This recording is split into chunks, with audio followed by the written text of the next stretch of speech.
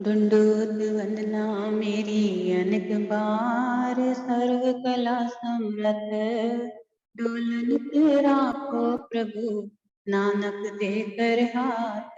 ज्ञान अंजन सतगुर दिया, अज्ञान अंधेर विनाश। हर कृपा ते संत भेटे हो, होया मन प्रकाश। तुझे की अरदास हमारी, जियो पिंड सब तेरा। कहो नानक सब तेरी वड्याई, कोई नाम न जाने मेरा। मैं खोटा साई करा, मैं अंध का भंडार। मैं अपराधी आत्मा, साई शरण संभार। मैं अपराधी आत्मा, सतगुर बख्शनहार। तो भाग्यशाली गुरुमुख सज्जन मंडली, अपनी समस्त चित्त वृत्तियों को एकाग्र करते हुए अपना ध्यान अपनी मुख रचना को पवित्र करते हुए श्रद्धा सहित नित्य स्वर में बोलिए जयकारा। बोल मेरे श्री गुरु महाराज की जय। गुरुमुखो, कई दिन हो गए, गुरुमुख सब चाहते हैं कि हम उनको एकाग्रता का और ध्यान का कुछ खास सत्संग ज्ञान द्वारा उनको मार्गदर्शन करें। कुछ गुरुमुखों के मैसेज भी आए हैं कि वो चाहते हैं उनको उस प्रकार का सत्संग ज्ञान मिले जो उनके जीवन में नई रोशनी, नई उमंग और परमात्मा का सीधा रास्ता प्राप्त हो।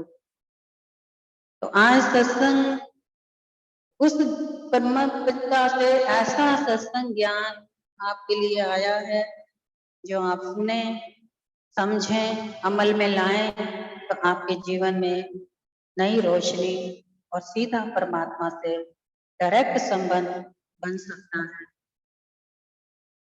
वक्त के जो महापुरुष होते हैं वो हमें पल पल परमात्मा का ध्यान तो कराते हैं, नाम सिमरन भी जपाते हैं, लेकिन हमारे अंदर तब भी वो ज्ञान, वो प्रकाश जागृत नहीं होता, जिस कारण हम भटके रह जाते हैं।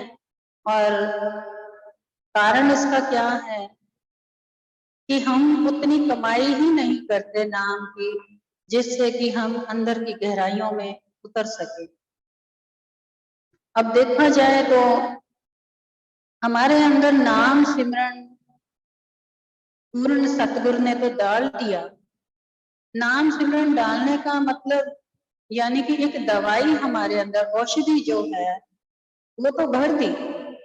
अब उस औषधि का असर प्रभाव जो है वो हमने खुद को अंदर से, अपनी फीलिंग से, अपने भाव से, अपने प्रेम से, विश्वास से उसको महसूस करते हुए उसको बढ़ाना।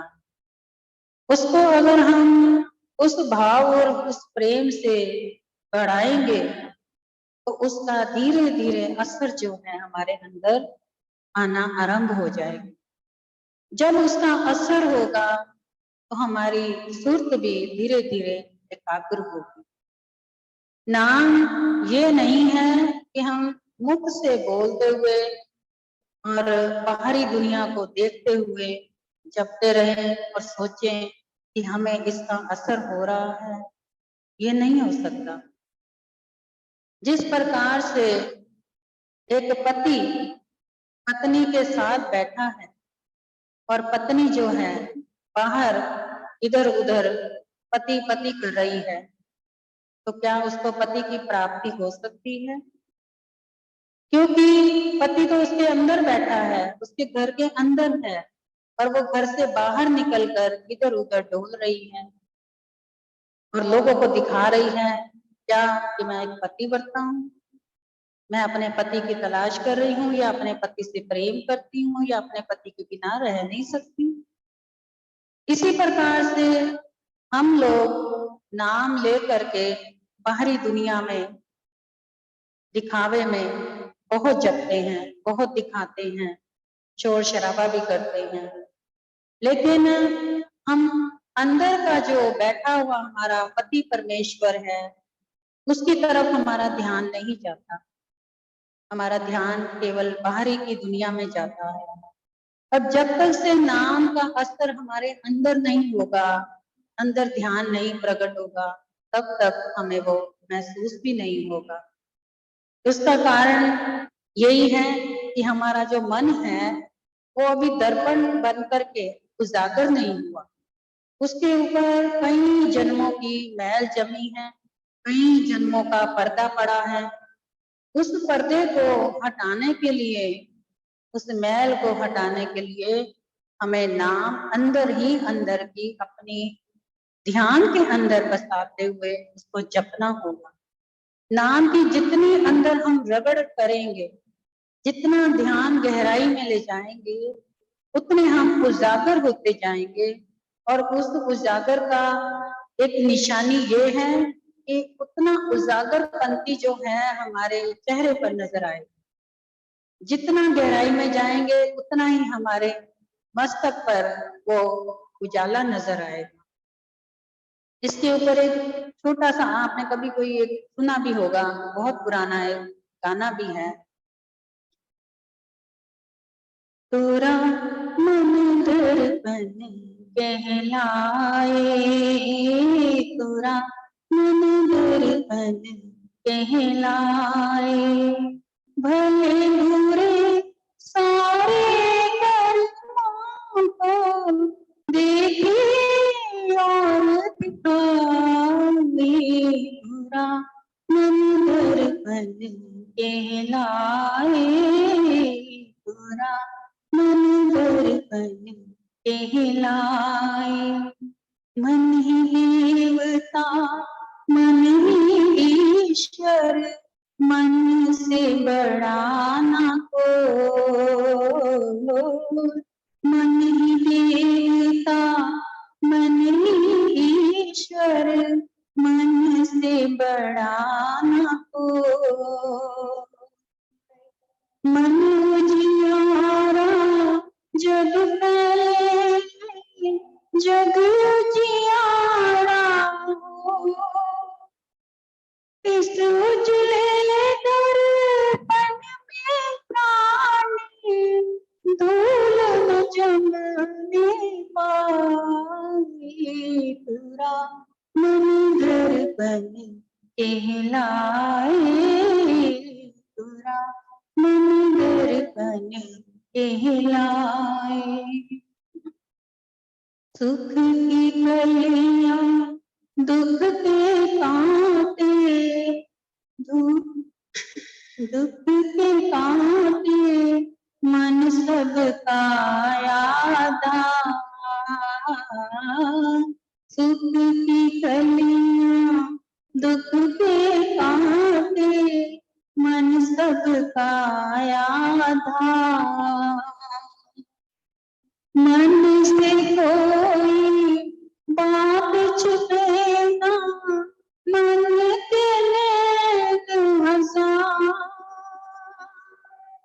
जग से कोई बातिल चाहे, जग से कोई बातिल चाहे, मन से भाग न पाए, बुरा मन दर्पण कहलाए, बुरा मन दर्पण कहलाए, तप की दौलत ढलती छाया, मन का मन अनमोल,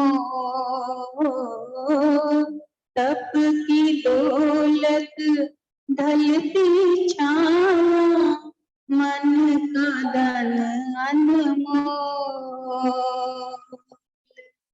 धन के कारण मन के धन को मत माटी में रो,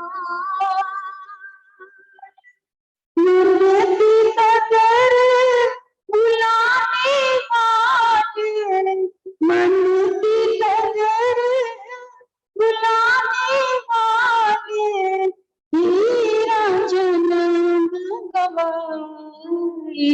पूरा मन दर्पण कहलाए, पूरा मन दर्पण कहलाए। तो गुरुमुखो ये मन के ऊपर है।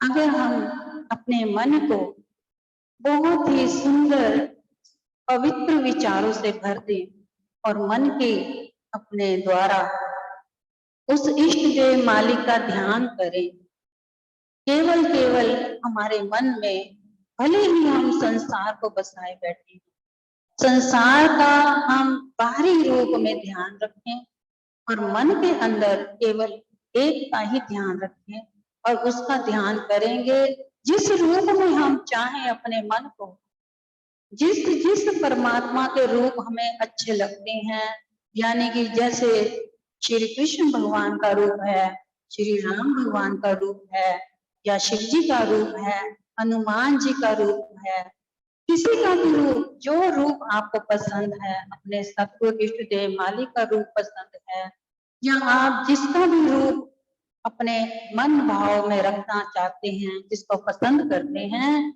उसी को आप परमात्मा रूप में अपने मन के अंदर उतार ले। जैसे कि आप सुबह अमृत वेले केवल 3 मिनट उसका ध्यान करें, जो आपको रूप पसंद है, जो चाहिए। अमृत वेले और एक शाम को संध्या वेले, 2 टाइम आप केवल 3 मिनट भी उस रूप को अपने मन दर्पण की आंखों से अपने ध्यान में उसको देखें, महसूस करें। रोज की एक आदत बना लें।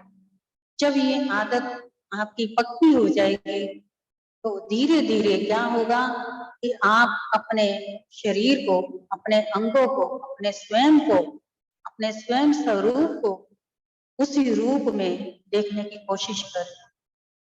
जैसे मैं एक कृष्ण हूँ, या मैं राम हूँ, या मैं शिव जी हूँ, या मैं लक्ष्मी हूँ, या मैं विष्णु हूँ, या मैं हनुमान हूँ। जिस जिस रूप को आप अपने अंदर मन चित्त वृत्तियों में धारण करते हुए, उसको महसूस करते हुए अपने शरीर के ऊपर उसका रूप ले आए। धीरे धीरे जैसे जैसे आप उसका रूप अपने ऊपर ले आएंगे, उसकी परछाई को अपने ऊपर धारण करेंगे, जैसे कि हम जिस कलर का, जिस तरह का वस्त्र धारण करते हैं तो हम वैसे ही नजर आते हैं। इसी प्रकार जिस जिस परमात्मा के रूप का हम अपने ऊपर धारण करते हैं, अपने ध्यान के अंदर ला करके, हमारा वैसा ही रूप बनता जाएगा और उसी प्रकार की हमारे अंदर शक्तियां जो हैं जागृत होने आरंभ हो जाती।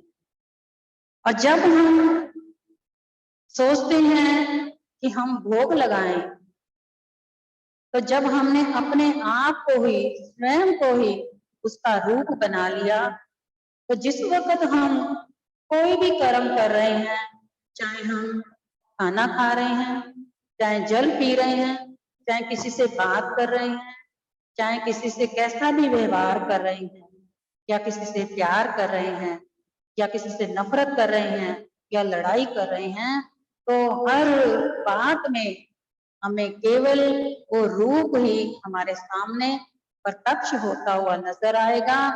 तो क्या होगा, उसमें हमसे कोई भूल के भी ऐसा वैसा गलत कर्म कदापि नहीं हो पाएगा। अगर हम नेक कर्म करेंगे तो वो हमारा कर्म लेखे लगेगा, परमात्मा को भाएगा।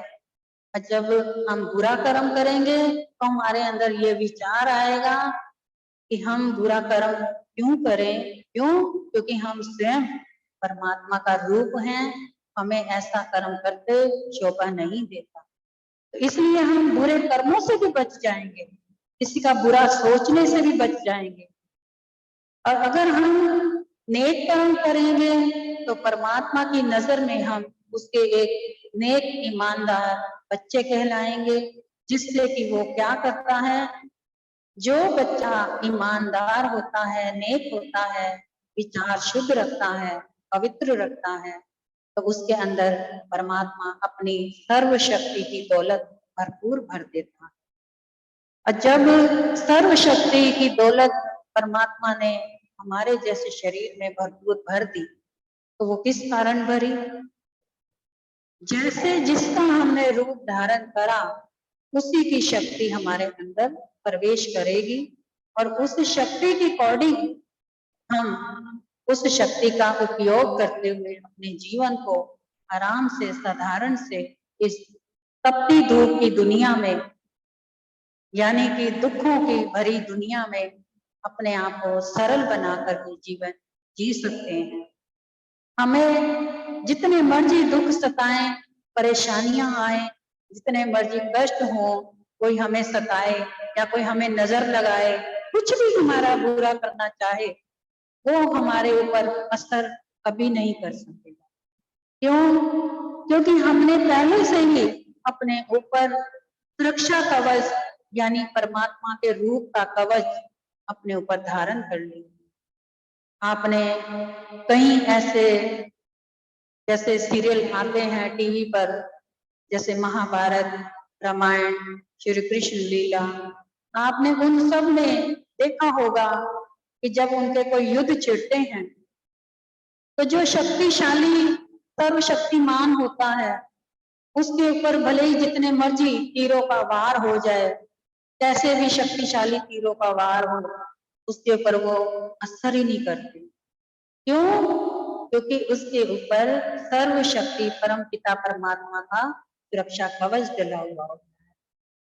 जिस प्रकार से उसके ऊपर जितने मर्जी तीर चलते हैं और तीर दूर से ही इशारा करते हुए नीचे गिर जाते हैं, उसके ऊपर असर नहीं करते, इसी प्रकार सामने वाला हमारे ऊपर कैसी भी दृष्टि डालता हुआ हमारे ऊपर तीर छोड़े, हमारे ऊपर कोई असर नहीं होगा। चाहे बुरी नजर का हो, चाहे द्वेष भावना की नजर का हो, चाहे कैसी भी नजर का हो, कोई असर नहीं होगा। अगर हम अपने जीवन को इस प्रकार से बनाएंगे, तो ही ऐसे गुणों का उपयोग हमारे अंदर होगा और ये गुण हमारे अंदर धारण होंगे। तो इस प्रकार से अपने मन को, दर्पण को साफ करना है नाम के सिमरन के द्वारा। नाम सिमरन वो शक्ति है कि जपते जपते एक दिन हम सर्व व्यापक जो ज्योति है परमात्मा की, उसके अंदर जब हम अपने आप को महसूस कर लेते हैं, उस ज्योति में एकाकार कर लेते हैं, तो जैसे कि ज्योत बड़ी वाली और छोटी वाली ज्योत आपस में मिल गई, तो वहां पर एकाकार हो गया, मिलन हो गया। वहां पर ना मैं रहा, ना वो रहा, हम हो गए, यानी 11 और 11 एक हो गए। तो जब हम 11 और 11 एक हो जाएंगे, तो क्या होगा?